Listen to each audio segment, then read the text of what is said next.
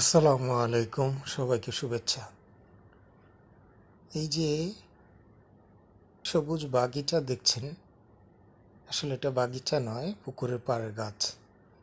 এটা আমার দাদার বাড়ির ঠিক মাঝখানের পুকুরটা, যেই পুকুরটা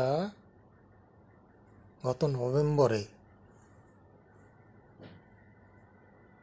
পানি সেচ দিয়ে খালি করেছিলাম। এটার মধ্যে আমি হাজার হাজার মাছ গত 2.5 বছরে ছেড়েছি, কিন্তু মাছ সেটাতে বড় হয় না বা কোনো রাক্ষস খেয়ে নেয় এখানে, যে কারণে এই পুকুরটাকে মেরামত করার ইচ্ছা নিয়ে এটাকে পানি শূন্য করে ফেলি।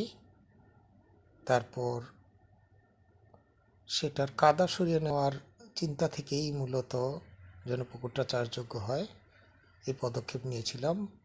এটার মধ্যে প্রচুর পরিমাণে কাদা, এবং লক্ষ্য করলে দেখবেন চারিপাশে বড় বড় গাছ, পূর্ব পশ্চিম উভয় পাশেই গাছ আছে। স্পেশালি পূর্ব পাশে ঘর, আমার চাচাতো ভাইদের ঘর, এবং বড় বড় গাছ। এই গাছের কারণে পূর্ব দিক থেকে একেবারেই রৌদ্র আসে না। পশ্চিম পাশটা কিছুটা খালি হলেও সামান্য কিছু গাছ সেখানে আছে, একবেলা রৌদ্র পড়ে, সেই অনুযায়ী এখানে মাছ চাষ হওয়ার কথা।